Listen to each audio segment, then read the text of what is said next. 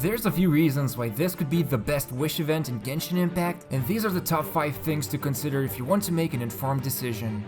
Probably one of the most hotly debated topics surrounding this wishing event is due to the fact that 2 of the featured 4-star characters are available to everyone for free once they start playing the game, and depending on your situation, you might need to consider a few things before you start getting these character constellations. First of all, this is still a luck-based mechanic, and there's a chance you might not even see Noelle or Xiangling, depending on how many times you will wish, and instead end up summoning Ganyu'S or Jingshu, but the odds aren't the greatest, and the expectation should be that at least 1 or 2 constellations of the already owned characters will be unlocked. So the big question you need to ask yourself is, are you more excited to collect new characters in the future or get stronger constellations of the ones you already own right now? Of course, if you're near your pity counter of 5-star or you have already unlocked all 6 constellations of some of these featured characters, then it becomes even more situational, but at the core essence, most people playing these types of games are excited at the opportunity to unlock new characters, while others love the idea of making someone they already own even stronger. And it just so happens that for Noelle, getting her final constellation unlock gives her a huge boost in damage output and puts her in a good place in terms of being your main damage dealer, not to mention the other perks she brings like healing and shields, while someone like Xiangling is already a top-notch character without any constellations, and getting more will only make her more flexible and enable her to do more awesome damage and reactions. For example, her 4th constellation gives a longer duration to her burst, allowing her to provide amazing damage support capabilities, not to mention copious amount of elemental reactions as well. So it really depends on her perspective of the game, and identifying if you want more power right now or wait for new characters is up to you, but if the biggest deciding factor is Ganyu'S herself, then you probably want to hear this next part.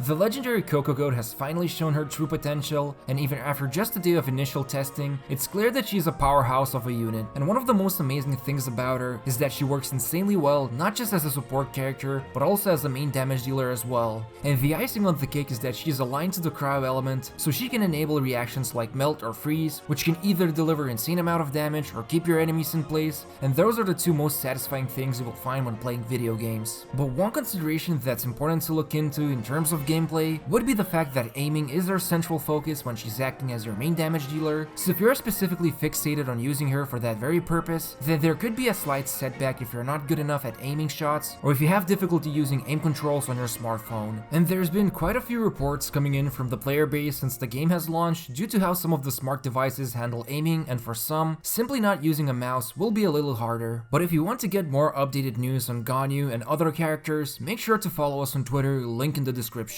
Still, her burst and elemental skill are powerful enough on their own, but it's definitely something that might be worth considering if you're mostly focused on gameplay. But the strength of gacha games always lies in the power of character design, and maybe missing a few shots isn't so bad since they still explode and damage the enemies around. But if you're very concerned with min-maxing your performance and the only device you play on is your phone or tablet that have difficult aiming controls, then it might be a good point to consider.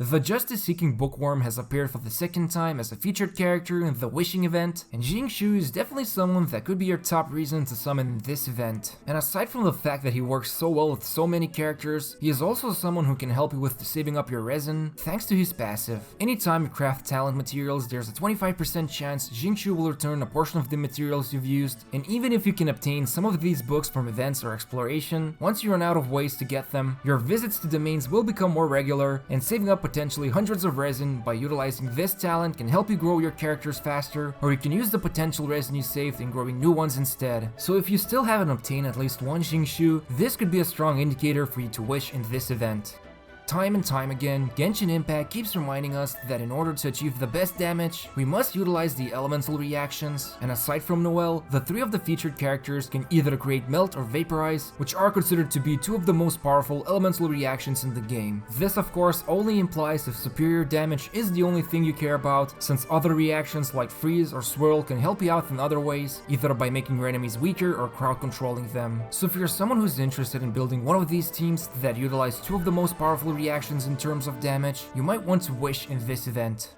The popular saying of information is king could not have a better usage in games like Genshin Impact, since we have already seen the current pattern of new wishing events announced before the current ones have ended. But exercising caution and remaining calm, especially during the first week of the arrival of new characters, is a hard temptation to resist from when it comes to participating in the wishing yourself. However, if you remain strong-willed or simply want to know what lies ahead, it's always a good idea to wait until MiHoYo announces the new characters that will be coming, so then you can exactly know if you should wish in the current event or wait for the the upcoming one. And this is probably the best deciding factor for when you're trying to determine if you want to participate in the event, since you can basically just wait for other people's opinions, see what lies ahead, and then make an informed decision before you indulge yourself in wishing. But to summarize, the new wishing event contains 2 of the characters that every player can unlock for free by playing the game, so you should decide whether you would be happy with getting more constellations of the same characters, or wait for new ones to arrive in the future. Then there's Ganyu and her amazing performance, with the only consideration being if you exclusively play on a mobile device, that can affect your aiming if you decide to use her as your main damage dealer. But on the other hand, characters like Jingshu are amazing value in terms of saving up your resin or even primo gems, so if you still haven't unlocked him, then it could be the time to do so. Finally, if you're interested in utilizing melt or vaporize reactions, then 3 of the featured characters can help you achieve this, depending on your situation and other characters you have already unlocked. Either way, the time to celebrate the sighting of Coco Goat has finally arrived, and Chi-Chi couldn't be more happier about this.